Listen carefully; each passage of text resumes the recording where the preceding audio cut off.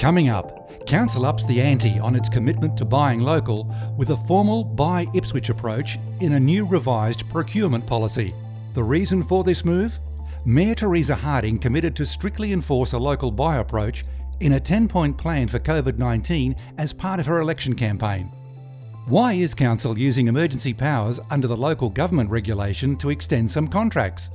And a ratepayer reprieve on selling properties for overdue rates, even though they've been unpaid for at least 3 years.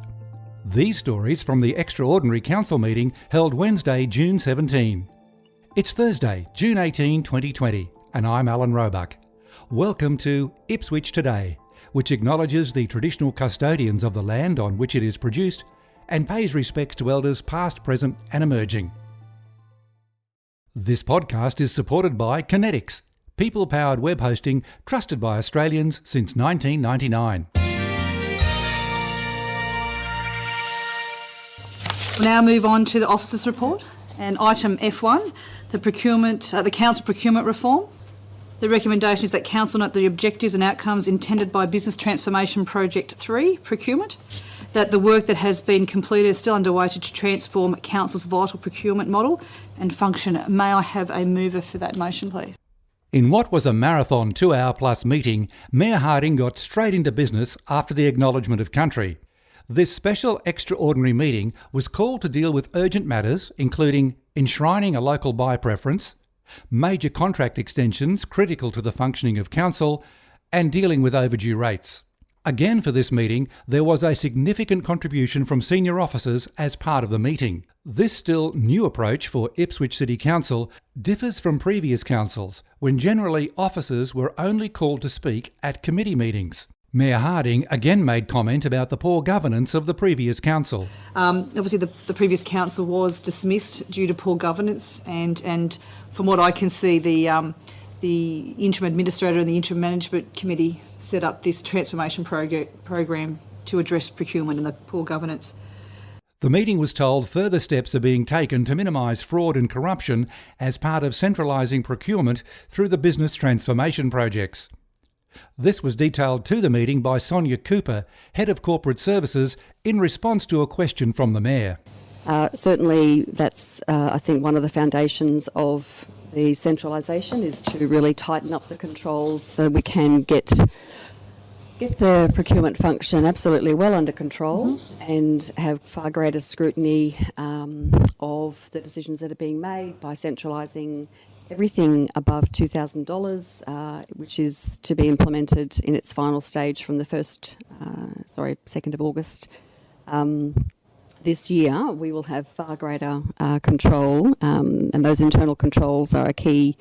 They're not the only thing, but they're a key tool in minimising fraud and corruption activity, hand in hand with the capability building that we need to do and have begun, and with the increased communication and vigilance by all that we're doing the right thing when it comes to procurement. Mayor Harding summarised how much council spends annually through procurement. From a procurement perspective, we spend about over $100 million worth of ratepayers' money on procurement. I see the procurement activities and the procurement functions of our council to be absolutely vital for us to deliver the goods and services that the good citizens of Ipswich require. It's a vitally important function. It's also very important in regards to providing jobs and as well as providing business for local businesses as well. Councillor Andrew Fechner added his comments about the task ahead for council officers. But it can't be understated that centralising procurement within an organisation that has historically, had a model that was departmental led, it means it puts a lot of pressures on the people who work in our organisation and within the Ipswich City Council, and I know that and acknowledge that it must be difficult to have this change thrust upon you. Councillors noted the significant changes that had occurred and work still underway. Item 2 yesterday was the Buy Ipswich Approach report. Mayor Harding. Which is the Buy Ipswich approach. The recommendation is that the policy titled procurement policy be amended as outlined in attachment 1 by incorporating significant strengthening of support for local businesses and industry, including a new Buy Ipswich approach. May I please have a mover for that? Manager of Procurement, Richard White, summarised changes for the meeting. So one of the key tenets within the local government legislation and regulations is ensuring that procurement matters within council support both local business and industry. In the past, this has been considered within our procurement policy, but we haven't made moves within our framework or our procedures to strengthen and provide practical ways to implement that. What we're seeing today is, and what we're presenting with the Buy Ipswich approach, is a practical approach to implementing a support for local business and industry. It's a 3-tiered system that we've designed to ensure it's clear to understand for both internal stakeholders as well as business and industry when they're applying. It's the rollout of this work. It's a first step, and as alluded, there's a lot of work that has to happen after this with regards to workshops and support, direct support, so that the community understands what this means. On the high level, it takes 3 steps. The first being that in future, so from the 1st of July if adopted, all procurement matters under $50,000 that require a quote will go to Ipswich Business and Industry first. So they would be where we can have the quotes, available quotes in the market, we would go to only Ipswich Business and Industry. So that's a policy that is growing in strength and is getting accepted more around Queensland, Australia. We're taking this step to help us strengthen and support and be really clear and direct with business in Ipswich that we're supporting them. Number 2 would be that where its quotes are sought, under 200,000, a weighting of 20% is given to local business and industry.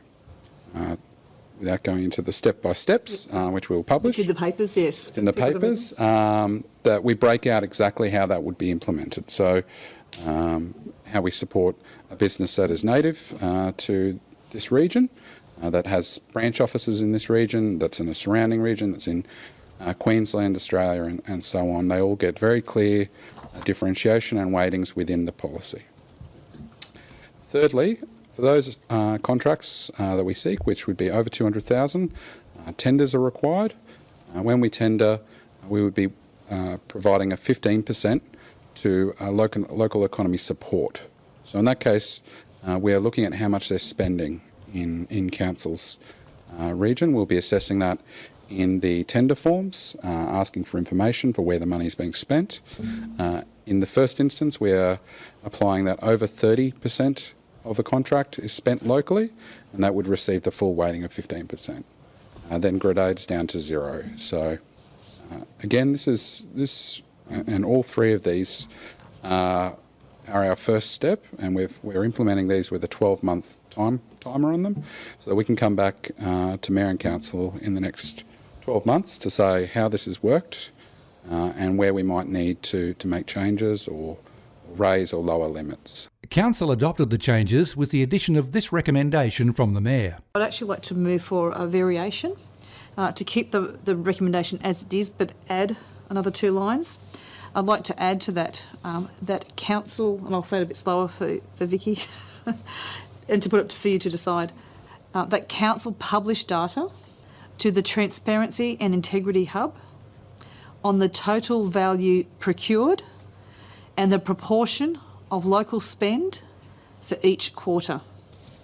So I'd like to move a variation to add that to the existing recommendation. To have the support of Council, the mover. Seconder, do you support that? Thank you. The extraordinary meeting of Council was also necessary to approve the extension of some contracts critical to the functioning of Council, which were about to expire. The head of procurement, Andrew White, again addressed the meeting and admitted a failure of process. So I'd say the 3 that we're looking at today really should have been to Council in May, and I apologise for that.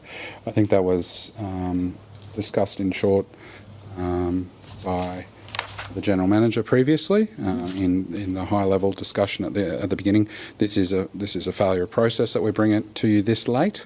while the decisions, personally, I believe are sound. That's why we're presenting them. Again, this is why we're presenting them at this late date. I believe the last time Ipswich City Council used emergency provisions of the local government regulation was after the 2011 flood, a genuine emergency. The only emergency here was that some contracts are due to expire.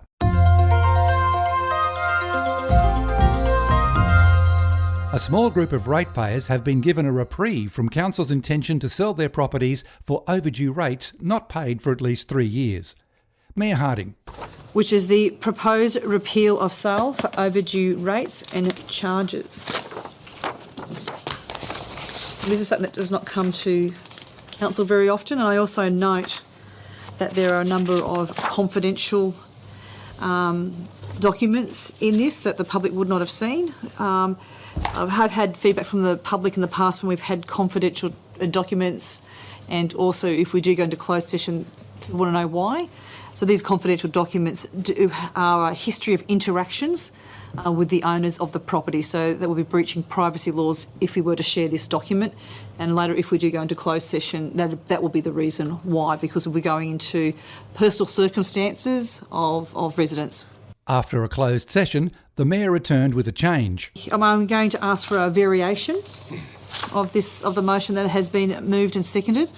I'm asking for a variation to remove recommendation D, as that has now been paid in full. May I have permission from the mover, Councillor Fechner? Yes, You no agree? worries. And Councillor Doyle, as a seconder, you agree? Thank you. This report and all of the Council meeting papers can be viewed in full on Council's website. Council's YouTube channel has a full replay of yesterday's meeting.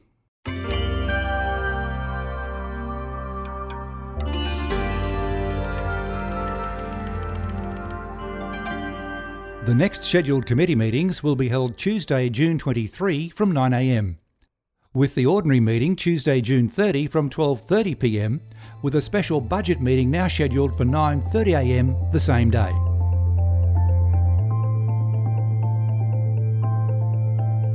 Ipswich Today is supported by Kinetics, people-powered web hosting trusted by Australians since 1999.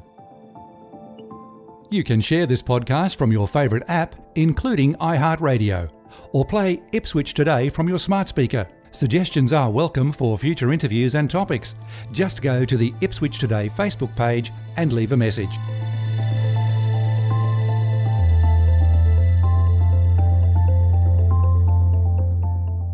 Music is from Purple Planet Music. This is Alan Roebuck. Thanks for listening.